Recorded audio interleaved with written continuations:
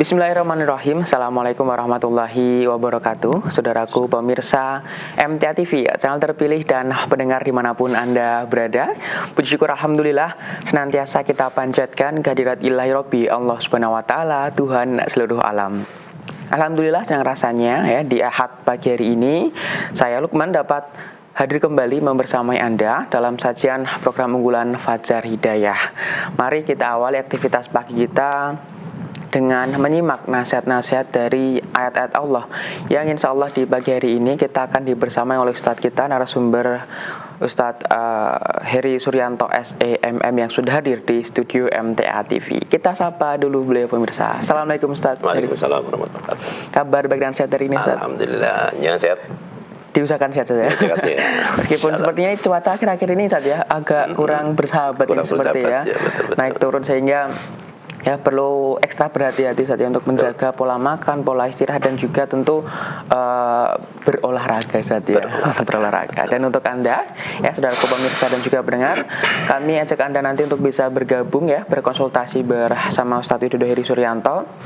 Tentu di line telepon di 0271 679 3000 ataupun di SMS dan juga WhatsApp di 0811 255 3000. Baik Ustadz, insya Allah tema kita masih seputar yang belakangan ini Ustadz ya, yaitu tentang kebersihan. Spesifiknya adalah bersih itu iman bukan sekedar gaya hidup. Tentu menjadi pengingat juga saja karena bersih barang yang rapi tentu cerminan dari seorang muslim, seorang dirinya yang taat seperti itu, sehingga bagaimana kita harus menempatkan diri tentang bagaimana menjaga kebersihan insya Allah akan dibahas oleh Ustadz Widodo Suryanto SEMM. Kita simak tausiah beliau terlebih dahulu. Silakan Ustadz. Ya, makasih. Bismillahirrahmanirrahim. Assalamualaikum warahmatullahi wabarakatuh. Alhamdulillahilladzi arsala rasulahu bil huda wa dinil haq liyudhhirahu 'ala ad-dini kullihi walau karihal musyrikun. Asyhadu an la ilaha illallah wahdahu la syarikalah wa asyhadu anna Muhammadan abduhu wa rasuluhu amma ba'd. Segala puji hanya milik Allah Subhanahu wa taala, Tuhan semesta alam. Allah zat yang maha suci, maha bersih dan mencintai kesucian serta kebersihan. Salawat dan salam senantiasa tercurah kepada Nabiullah Muhammad SAW, keluarga beliau, para sahabat, dan seluruh kaum muslimin yang istiqomah mengikuti petunjuk beliau sampai hari akhir. Ibu sekalian yang dirahmati oleh Allah, pemirsa MTA TV, pendengar radio di jaringan dakwah Majelis Tafsir Al-Quran yang insya Allah dirahmati oleh Allah. Mungkin di antara kita semua melihat satu fenomena yang kadang sebuah paradoks, sesuatu yang bertentangan. Ada orang yang rajin beribadah, sholatnya tertib, tapi kalau melihat rumahnya berantakan, sampah depan rumah dibiarkan menumpuk, atau mungkin rumput di halamannya sekitar dibiarkan tumbuh liar. Bahkan mesti di sekitar rumahnya juga kotor, mulai dari di halaman, di toilet dan sebagainya.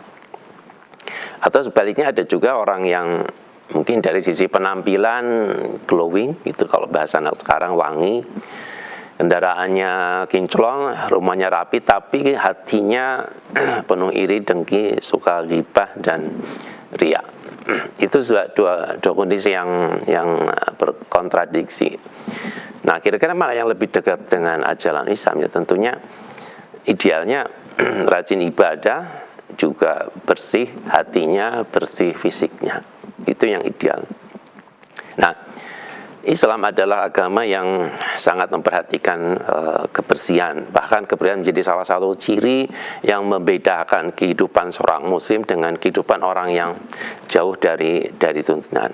Islam menghendaki kebersihan fisik dan juga kebersihan hati, karena keduanya harus berjalan beriringan. Kebersihan lahir dan kebersihan batin merupakan dua sisi yang saling melengkapi, saling mengisi dalam membentuk karakter pribadi seorang mukmin yang sempurna. Bapak sekalian yang dirahmati oleh Allah, kebersihan dalam Islam bukan sekedar gaya hidup, tetapi betul-betul merupakan suatu ibadah kepada Allah. Islam agama yang detail banget soal kebersihan. Bisa kita lihat, kita bisa rasakan sejak kita bangun tidur sampai tidur lagi, kita diajarkan satu adab dan akhlak yang semua bernuansa kebersihan. Kita mau sholat harus wudhu dulu, ada hadas besar, kita mandi wajib, pakaian harus suci, tempat sholat harus bersih. Bahkan makanan yang kita asup ke dalam tubuh kita harus halal dan thayyib atau yang baik untuk kesehatan. Maka jalan yang kita lalui pun harus merupakan jalan-jalan yang semua diridhoi oleh Allah, penuh kesucian. Ini menunjukkan bahwa kebersihan dalam Islam tidak hanya sekedar etika, sosial, atau soal masalah kesehatan. Ini masalah syariat dan mempunyai nilai ibadah. Allah Subhanahu wa taala berfirman di surat Al-Baqarah ayat 222, maaf, di penghujung ayat disampaikan, A'udzubillahi minasyaitonirrajim. Innallaha yuhibbut tawwabina wa yuhibbul mutatahhirin. Sesungguhnya Allah mencintai orang-orang yang bertobat dan mencintai orang-orang yang mensucikan diri. Ayat ini di akhir surat Al-Baqarah 220 mengingatkan kepada kita semua bahwa Allah tidak hanya mencintai orang yang bersih badannya dari hadas kecil maupun hadas besar, tapi juga orang yang membersihkan hatinya dari dosa melalui pintu taubat. Jadi kebersihan lahir dan batin itu harus jalan bareng beriringan. Tidak ada yang didahulukan, tidak ada yang diutamakan, semuanya menuntut keserasian.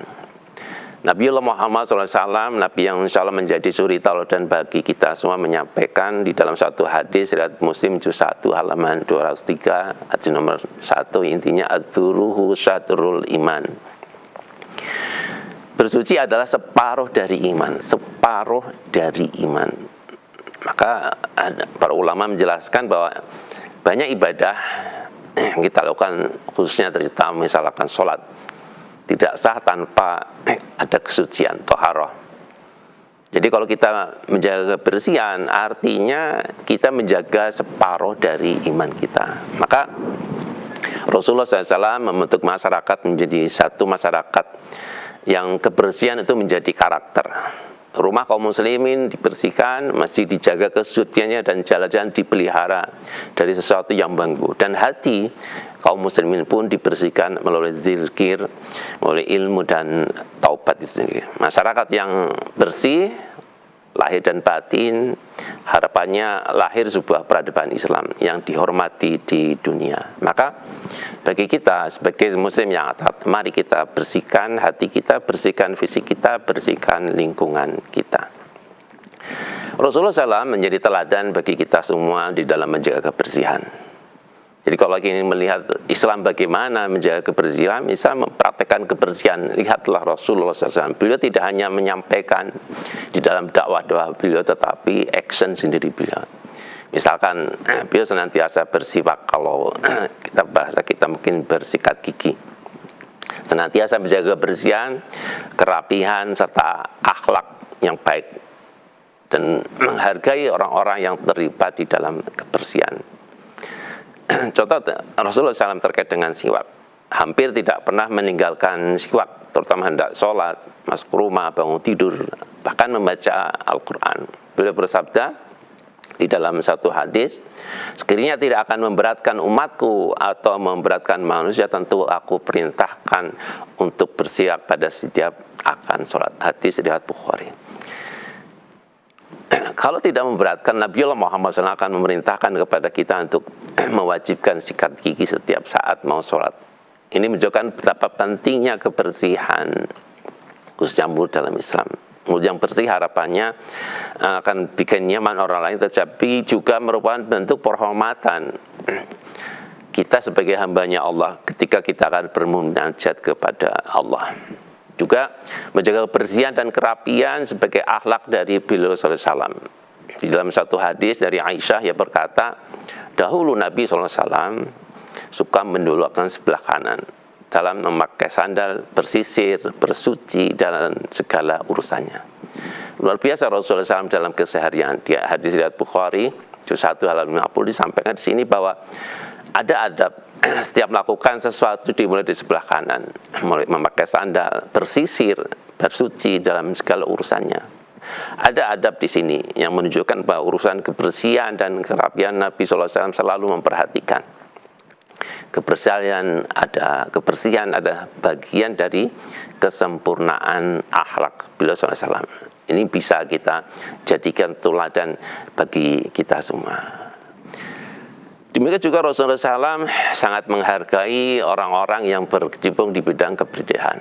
Contohnya ada satu kisah yang sangat mengharukan, seorang wanita berkulit hitam yang biasanya punya bertugas membersihkan Masjid Nabawi. Suatu saat beliau meninggal dan para sahabat menguburkannya tanpa memberitahu kepada Rasulullah SAW. Maka ketika Nabi Muhammad SAW tahu, beliau bertanya, mengapa kalian tidak memberitahu aku? Lalu beliau mendatangi kuburnya dan mensolatkan. Kemudian beliau bersabda bahwa sesungguhnya kubur ini penuh kegelapan bagi penghuninya. Kemudian Allah Azza wa Jalla menerangi kubur ini sebab solatku pada mereka. Luar biasa. Hadis Bukhari juz 1 halaman 118. Menjaga kebersihan rumah Allah adalah amalan yang sepertinya sederhana tetapi punya kedudukan yang sangat mulia di sisi Allah, yaitu sampai Rasulullah SAW punya perhatian untuk memberikan penghormatan yang luar biasa kepada orang yang senantiasa menjaga kebersihan di masjid. Sampai akhirnya ketika Rasulullah SAW sholat, beliau menyampaikan bahwa sesungguhnya kubur ini penuh kegelapan bagi penghuninya. Setelah disolatkan oleh Rasulullah, kemudian Allah Azza wa Jalla menerangi kubur ini sebab solatku pada mereka. Ibu bapak sekalian yang dirahmati oleh Allah, bagaimana konteks kekinian kita sebagai seorang muslim yang taat, bagaimana menerapkan budaya bersih ini dalam kehidupan kita sehari-hari. Maka penerapan budaya bersih ini di konteks kekinian dimulai dari mana? Tentu kita sebagai muslim yang taat dimulai dari diri kita sendiri. Dari diri kita dulu. Kemudian setelah dari diri kita bersih, hatinya bersih, fisiknya, kita mulai dari rumah kita. Di lingkungan yang lebih kecil dulu. Di rumah kita, pastikan kita punya rumah bersih, kita punya rumah mulai dari belakang, halaman belakang, toilet kita, kamar kita, ruang tamu kita, halaman kita, senantiasa kita jaga. Kemudian lingkungan kita, tempat beraktivitas kita, di luar masjid, atau tempat pengajian, sekolah, tempat kerja, fasilitas umum, dan seterusnya. Karena kalau kebersihan kita mulai dari diri sendiri, maka insya Allah setiap individu muslim bisa menerapkan kebersihan sebagai bagian dari keimanan, maka ini akan menjadi satu gerakan, satu peradaban yang luar biasa. Contoh Rasulullah SAW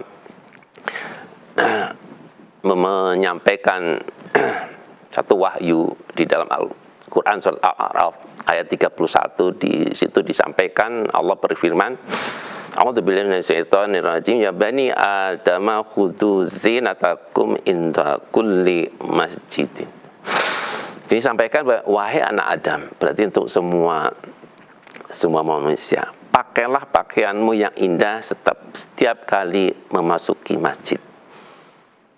Ini satu pesan moral yang luar biasa bahwa memakai pakaian bersih saat kita sholat, saat kita memasuki masjid adalah bentuk pengagungan terhadap Allah.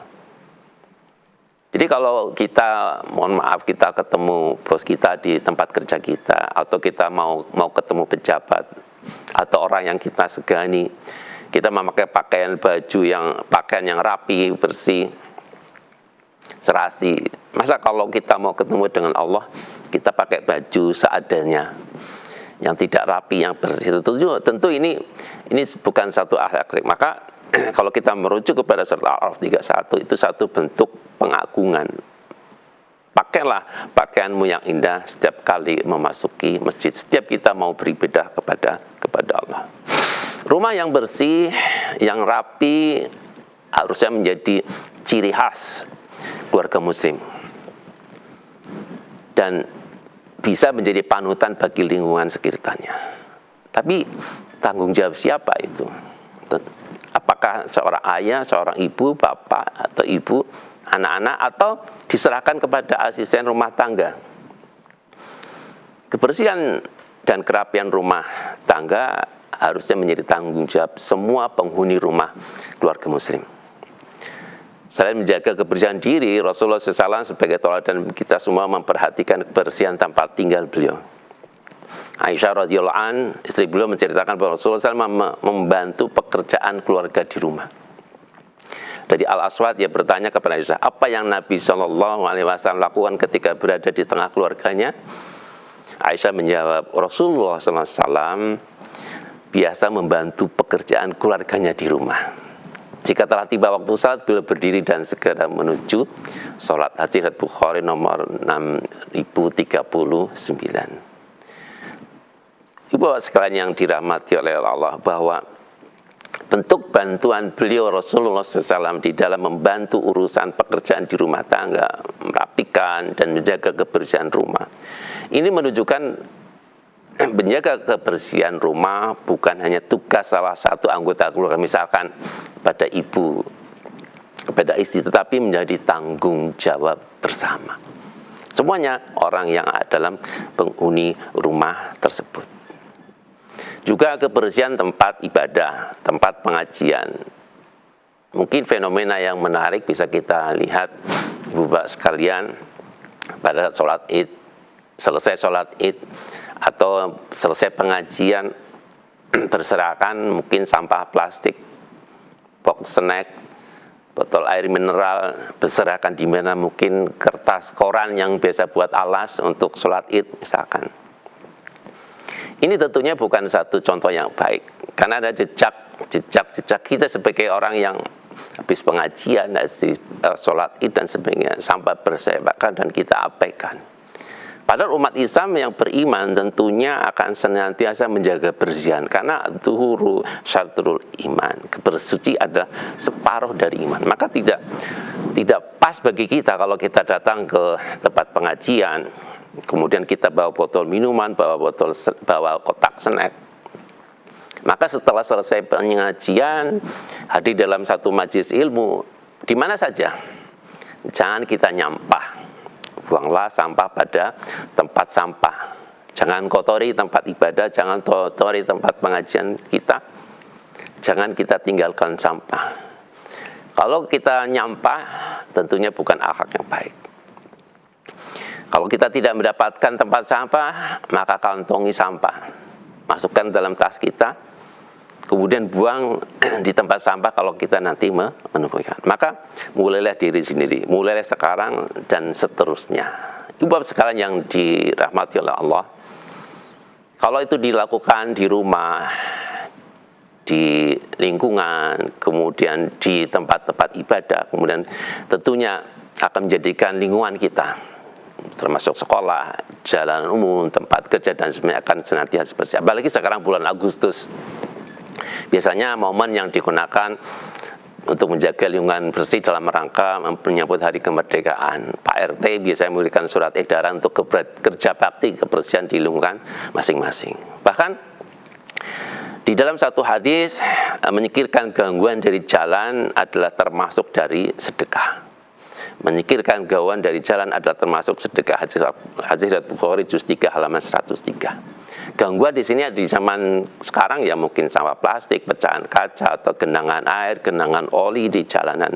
Ini merupakan satu fasilitas umum yang harus kita ikut andil membersihkannya agar sebagai bagian dari sedekah. Bahkan di dalam satu hadis yang lain bahwa iman itu ada 70 cabang atau lebih atau 60 cabang lebih, yang paling tinggi adalah mengucapkan la ilaha illallah, dan yang paling rendah adalah menyingkirkan gangguan di jalan. Hadis riwayat Muslim. Demikian Bapak sekalian yang dirahmati oleh Allah, semoga menginspirasi kita untuk senantiasa bersih diri, bersih lingkungan, dan tentu yang penting lagi jangan lupa kebersihan batin.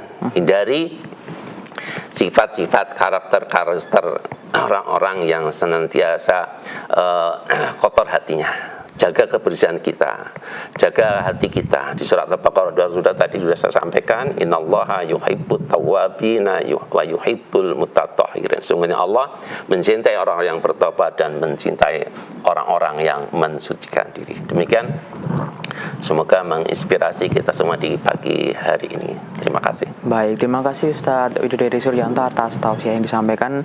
Jadi memang ini Ustadz ya, kalau bersih itu pasti berkaitan dengan rapih. Ya. Dan rapi itu berkaitan dengan diri sendiri dan juga lingkungan, seperti betul. itu. Jadi ini menjadi pengingat ya untuk kita semua pemirsa dan juga pendengar, bagaimana ini adalah tadi saja cerminan batin atau cerminan hati seorang muslim, seperti itu. Insya Allah kita lanjutkan di segmen kedua nanti Ustadz. Saudaraku pemirsa MTA TV, channel terpilih dan pendengar dimanapun Anda berada, insya Allah akan kita kembali setelah jeda pariwara berikut ini. Tetap bersama kami di Fajar Hidayah MTA TV. Baik, terima kasih untuk Anda, saudaraku pemirsa MTA TV, channel terpilih dan pendengar yang masih setia bergabung bersama kami. Masih dalam program unggulan Fajar Hidayah bersama Ustadz Widodo Suryanto, dan tema kita hari ini adalah tentang kebersihan. Untuk Anda, saudaraku pemirsa dan juga pendengar ya, kami ajak Anda untuk bisa bergabung bersama kami di segmen kedua ini ya. Bertanya baik di dalam tema ataupun di luar tema, di line telepon di 0271 679 3000 ataupun di SMS dan juga WhatsApp di 0811 255 3000. Baik Ustadz, kita lanjutkan ya. Sudah ada beberapa pertanyaan yang masuk Ustadz, khususnya di WhatsApp. Ya. Pertama dari Pak Supriyono di Batang. Mohon maaf, ini di luar tema Ustadz. Izin bertanya, apabila orang tua yang anak-anaknya semuanya dapat berhasil secara ekonomi, pendidikan, dan agama, dan istilahnya semua dalam kondisi cukup, semua pun dapat berkorban tiap tahun dan berhaji, apakah ini dapat menjadi indikator keberkahan dalam hidup orang tuanya Ustaz? Nah ini Ustaz, apakah kelancaran, kestabilan itu bisa jadi indikator berkah ini Ustaz? Ini pertanyaan yang menarik ya dari Pak Supriyono di Batang. Jadi apakah indikator keberkahan misalkan bagi orang tuanya anaknya yang sudah berhasil secara ekonomi, pendidikannya dan agamanya cukup, dan secara tauhid bisa berkorban, sudah berhaji dan mengerti apa, meskipun seperti tidak seperti kiai gitu ya. Kira-kira apakah ini satu bentuk keberkahan apa yang dilakukan oleh orang tuanya? Pak Supriyono di Batang berbicara mengenai keberkahan, bukan masalah sedikit atau banyak. Keberkahan adalah mampu menjadikan keberkahan atas harta, mampu menjadikan atas harta tersebut seseorang menjadi lebih bersyukur dan lebih beriman kepada Allah sebagai bagian dari ketakwaan kita kepada Allah.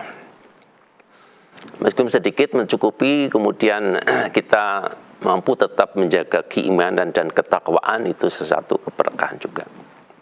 Apalagi kalau kita diberikan amanah oleh Allah, rezeki yang banyak, pendidikan yang cukup, akhlak yang baik, insya Allah itu bagian dari keberkahan. Maka di surat Al-A'raf ayat 96 yang sering dibahas, a'udzubillahi syaitanir rajim, Allah anna ahlal qura amanu wa taqaw la fatahna alaihim barakatim minas sama'i wal ardi walakin kadzabu fa akhadnahum bima kanu yaksibun. Dan sekiranya penduduk negeri beriman dan bertakwa. Jadi kalau penduduk negeri beriman dan bertakwa, satu rangkaian yang tidak bisa dipisahkan. Beriman kepada Allah, beriman pada hari akhir, beriman kepada malaikat, beriman kepada Al-Quran, beriman kepada kitab-kitab, dan kemudian bertakwa, mengikuti apa yang diperintahkan oleh Allah dan Rasulnya, dan dijadikan bagian dari kehidupannya semuanya diliputi keimanan dan ketakwaan dari bangun tidur sampai tidur lagi, dari bermuamalah maupun beribadah, semua dilandasi pada iman dan takwa kepada Allah. Maka insya Allah Allah akan melimpahkan kepada manusia keberkahan dari mana? Dari langit dan bumi. Jadi kalau kita dititipi amanah oleh Allah, badan yang sehat, pikiran yang cerdas, badan yang kuat, harta yang mencukupi, ketika itu kita gunakan untuk jalan-jalan menuju keimanan, untuk jalan-jalan yang diridhoi Allah dalam rangka untuk kita bertakwa kepada, insya Allah kita akan mendapatkan keberkahan dari langit, keberkahan dari bumi. Dan itulah cermin dari keberkahan yang Allah berikan kepada kita semua di dunia dan di akhirat. Dan tentunya fokus kita adalah kehidupan akhirat. Kalau Allah amanahkan kepada kita kepintaran, Allah amanahkan kepada kita ilmu, Allah amanahkan kepada kita harta, Allah amanahkan kepada kita kesehatan, maka bentuk keberkahannya adalah kita mampu menggunakan semua itu untuk jalan-jalan yang diridhoi oleh Allah. Kita tetap thalabul ilmu, meskipun kita orang yang berilmu, gelar sarjana S1, S2, S3, tetap kita thalabul ilmu. Kita diberi kesehatan, maka kesehatan itu kita gunakan untuk apa? Senantiasa mendekatkan diri kepada Allah. Kita diberikan harta oleh Allah, maka kita gunakan harta itu untuk jalan-jalan yang diridhoi Allah. Karena kita meyakini, kita beriman ada hari akhir, maka pastikan harta itu kita gunakan untuk jalan-jalan ridhoi Allah dan bersumber dari harta yang halal dan thayyib. Itu ciri khas satu keberkahan pada diri kita semua. Semoga apa yang Bapak Priyono tadi ya, Supriyono rasakan, semoga itu sebagian dari keberkahan. Namun demikian jangan berhenti di situ, tetap iman dan takwa menjadi bagian yang tidak terpisahkan dalam kehidupan kita sehari, baik itu sifatnya muamalah maupun ibadah. Demikian. Baik, semoga bisa dipahami Pak Supriyono dari Batang, Jawa Tengah. Berikutnya Ustadz dari Abu Faedah di Klaten. Klaten ya. Assalamualaikum Ustadz, investasi apa untuk usia 40 tahun ke atas? Yang pertama, kalau mau berternak, apa saja yang harus dipelajari? Yang kedua, kalau berdagang, apa saja yang harus dipelajari? Kalau saat ini fokus pada bidang pasang ban motor dan jual ban second motor dan mobil. Demikian Ustadz. Ya, berinvestasi ya. Ya memang menarik ini ya. Alhamdulillah, pertama kita harus bersyukur kepada Allah. Pak Abu Faedah di Karanganyar saat ini sedang menekuni jasa pasang ban motor ya dan jual ban second. Kalau mau berinvestasi itu satu momen untuk kita memanfaatkan peluang yang mungkin bisa kita dapatkan. Namun demikian, apa yang harus kita persiapkan, bahwa ilmunya itu yang harus dipersiapkan. Semua ada ilmunya, mau ternak apa saja, ataupun mau berdagang, ilmunya harus dipersiapkan. Namun demikian, ada satu hal yang harus diperhatikan adalah ketika kita mau investasi, kita sudah punya usaha yang mungkin sudah mencukupi untuk kebutuhan kita sehari-hari, dan kita bisa qanaah mensyukuri apa yang Allah titipkan kepada kita semua dalam bentuk jasa pasang ban dan jual beli ban second. Yang pertama harus kita sikapi, kita mensyukuri atas nikmat yang Allah berikan.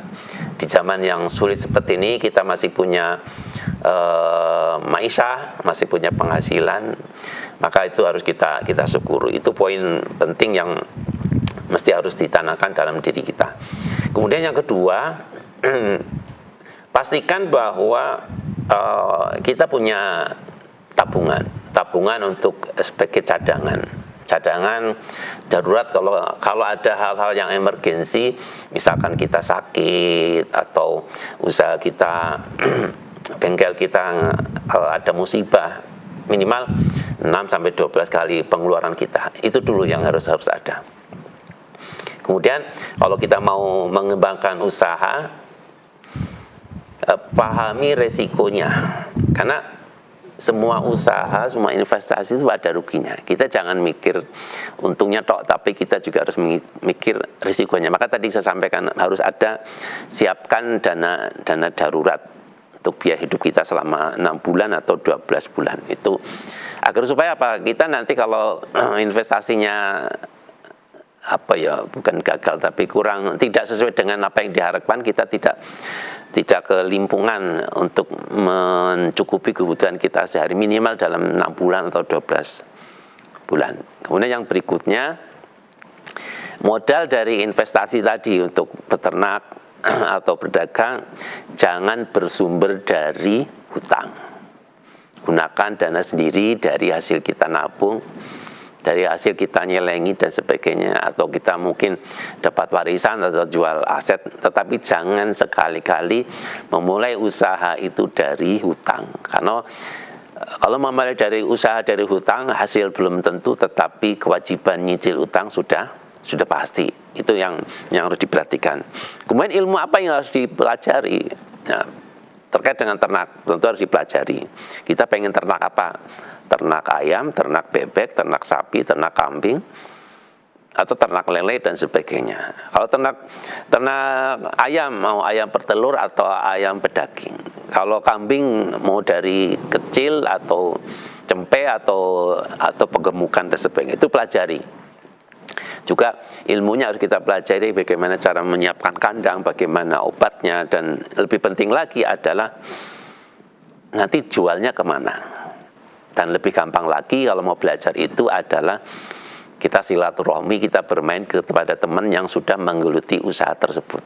Kita bisa melihat langsung, kita bisa bicara langsung berdasarkan pengalaman, maka dari situ bisa menjadi guru yang terbaik untuk kita belajar investasi di baik untuk ternak ataupun yang lain. Demikian juga ketika mau berdagang mesti kita pelajari ilmu berdagang itu seperti apa. Nanti suplai barangnya dari mana, terus barang apa yang akan kita jual. Tentunya kita jual adalah bukan berdasarkan senangnya kita, tetapi kita jual sesuai dengan apa yang dibutuhkan oleh lingkungan kita, market kita. Target pembelinya itu apa yang disenangi. Jangan sampai kita jualan sesuatu yang tidak disenangi atau dibutuhkan oleh pelanggan. Kemudian jualannya nanti dari rumah atau ke pasar atau di pinggir jalan atau online, maka semuanya itu dipelajari. Kemudian berapa harga yang ada di sekitar kita, berapa harga yang wajar. Contoh misalkan kita mau jual beras, maka kita harus pastikan nanti kulaannya di mana. Kemudian harga pasaran di sekitar berapa. Kemudian target market kita seperti apa. Apakah jualannya di rumah, memanfaatkan space ruang yang kosong, atau jualan di pasar, nanti sewanya seperti apa, dan sebagainya. Atau kita jualan beras online, diperbolehkan juga, memungkinkan juga. Kemudian target market kita seperti apa, dan packing dan sebagainya, semua hal. Nah, intinya ilmu yang harus kita pelajari ada terkait dengan mulai dari sumber barangnya, cara menjualnya, dan tentu ngatur keuangan tadi. Dan paling gampang, ilmu yang paling gampang adalah kita silaturahmi dengan teman, diskusi, ngobrol, dari situ nanti kita bisa ngambil pelajaran. Tiru, amati, dan modifikasi, itu belajar yang paling ringkes, paling cepat untuk kita belajar untuk berinvestasi. Yang intinya Bapak Abu Faidah di Karanganyar mau investasi, belum terlambat usia 40, tetapi yang penting adalah pastikan kita sudah punya cadangan dana darurat untuk mengantisipasi. Kalau bisnis itu, investasi itu ada potensi rugi. Dan pelajari ilmunya. Ilmu paling gampang adalah bersilaturahmi dengan yang sudah menekuni bisnis tersebut. Demikian. Abu Faidah di Karanganyar. Ya. Dan ini saja berarti poinnya adalah bagaimana kemudian kita paham dengan apa yang akan kita kerjakan, akan kita geluti. Ya, baik. Betul. Ya. Jadi memang akan butuh waktu untuk belajar juga Ustaz ya. Artinya tidak kemudian langsung nyoba peternak atau langsung nyoba pedagang seperti Tapi ada itu. yang penting lagi. Apa Ustaz? Setelah belajar tadi bersilaturahmi ada segera dieksekusi. Segera dieksekusi tentunya ya, agar segera kembali juga Ustaz ya. Ya. Baik, mungkin masih ada satu pertanyaan Ustaz terakhir. Ini singkat saja dari Bu Farida di Tangerang. Ya. Jadi bertanya Ustaz, jika dalam melaksanakan walimahan sudah sesuai tuntunan pengantin laki-laki dan pengantin perempuan dipisah, pun tamu laki-laki dan tamu perempuan dipisah dan sudah tidak pasang kotak sumbangan. Ya. Namun ketika para tamu pamit atau pulang, ada yang sengaja menyelipkan atau ngasih amplop saat bersalaman. Nah, yang demikian ini bagaimana? Apakah bisa diterima ini Ustaz? Ya, Bu Farida di Tangerang yaitu alhamdulillah kita Bu Farida mampu menjalankan walimatul urs dengan baik sesuai dengan tuntunan Islam.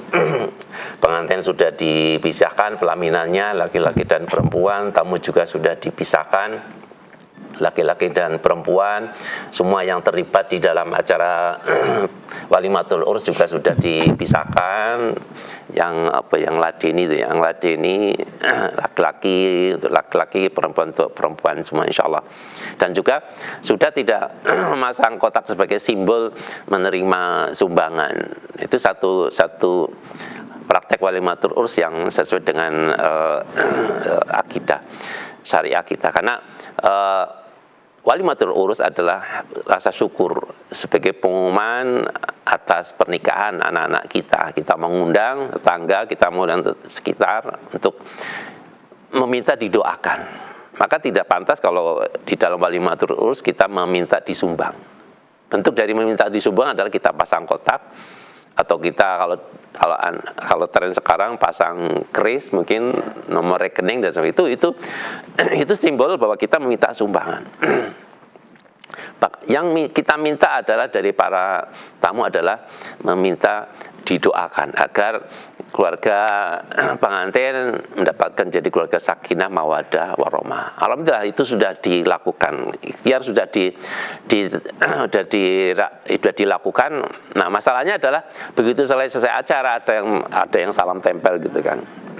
Monggo ditolak secara baik, secara halus, jangan sampai menyinggung. Semaksimalnya lah disampaikan bahwa terima kasih atas kehadirannya, terima kasih atas doanya, dan mohon maaf kami tidak menerima sumbangan dalam bentuk apapun. Insya Allah kalau kita sampaikan dengan santun, insya Allah kita sampaikan dengan baik, insya Allah para tamu memahami. Apalagi kalau di undangan sudah ditulis gitu, tidak menerima sumbangan dalam bentuk apapun, di garis datar sama bold gitu kan.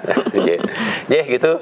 Baik, semoga bisa difahami Bu Farida di Tangerang. Jadi memang semaksimalnya saja kita jalankan syariat dengan prinsip yang teguh seperti itu. Dan menggunakan kata-kata yang santun, yang halus dan tidak menyinggung perasaan saudara kita. Gitu. Baik Ustaz, mungkin demikian pertanyaan terakhir yang bisa kita bacakan, dan kami mohon maaf ya kepada seluruh pemirsa dan juga pendengar yang pertanyaannya belum bisa kami bacakan. Insya Allah bisa dikirimkan kembali di pekan berikutnya. Terima kasih juga Ustadz Yudi dari Suryanto atas tausiah yang sudah dia sampaikan. Semoga bisa menjadi hikmah dan juga pelajaran untuk pemirsa dan juga pendengar. Saudaraku pemirsa MTA TV, channel terpilih dan pendengar dimanapun Anda berada. Demikian tadi kebersamaan kita dalam program unggulan Fajar Hidayah di pagi hari ini. Akhirnya saya Lukman mewakili segenap kru yang bertugas mohon maaf dan pamit undur diri. Subhanakallahumma bihamdika asyhadu alla ilaha illa anta astaghfiruka wa atubu ilaik. Terima kasih dan assalamualaikum warahmatullahi wabarakatuh.